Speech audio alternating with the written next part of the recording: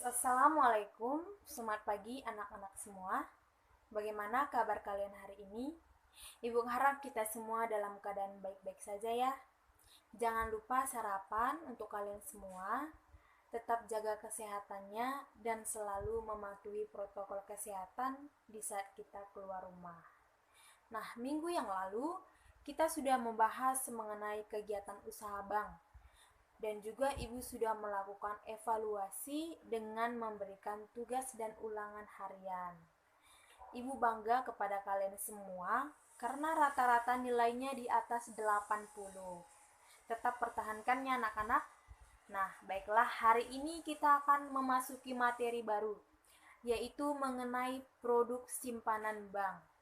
Sebelum kita membahas materi ini, Ibu akan terlebih dahulu menyampaikan tujuan dari materi ini.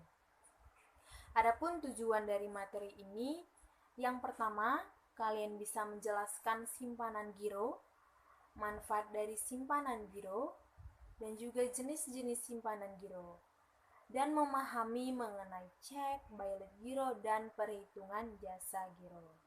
Nah, kita langsung memasuki materinya. Yang pertama, kita akan membahas mengenai pengertian giro.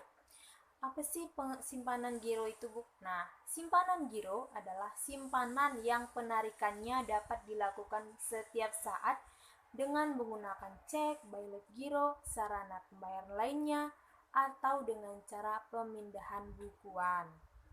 Nah, berdasarkan atas penjelasan yang sudah kita bahas, dapat diambil kesimpulan hal-hal yang berkaitan dengan simpanan giro, yaitu simpanan dari masyarakat, penarikan dana dapat setiap saat dan cara penarikan. Yang kedua, ada manfaat simpanan giro. Yang pertama, memberikan rasa aman bagi kedua pihak, baik pembeli maupun penjual, karena pihak tidak harus membawa uang tunai dalam melakukan pembayaran, jadi lebih mudah dan aman. Akan tetapi, cukup dengan menuliskan sejumlah pembayaran di dalam cek atau bayaran giro. Kedua, kemudahan dalam melakukan transaksi pembayaran. Dan yang ketiga, untuk berjaga-jaga apabila terdapat pengeluaran mendadak. Yang ketiga adalah jenis simpanan giro. Nah, jenis-jenis simpanan giro ada 3. Yang pertama, ada yang namanya rekening giro perorangan.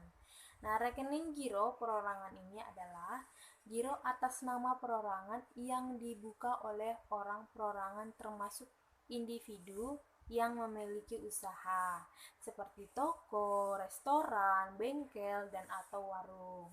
Nah, yang kedua ada yang namanya rekening giro. Badan rekening giro adalah giro atas nama instansi pemerintah atau lembaga negara, organisasi masyarakat, dan sejenisnya. Badan usaha atau badan hukum termasuk di dalamnya. Bank dan bank perkreditan rakyat.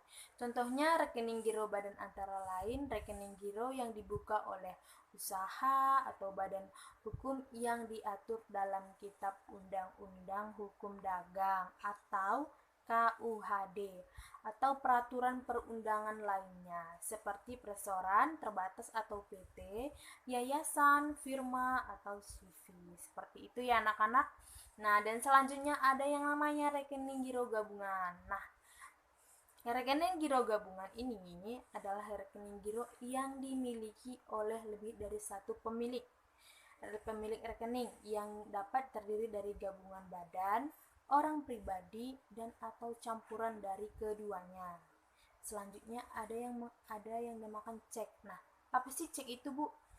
Cek ini merupakan surat perintah dari nasabah kepada pihak bank yang memelihara rekening giro untuk membayar sejumlah uang kepada pihak yang disebutkan di dalam cek atau kepada pihak yang memegang cek tersebut. Nah, selanjutnya ada yang namanya jenis-jenis cek. Yang pertama yaitu cek atas unjuk. Nah, cek atas unjuk ini bisa dicairkan oleh siapa saja kepada bank tanpa harus ada nama orang yang mencairkannya di dalam cek tersebut.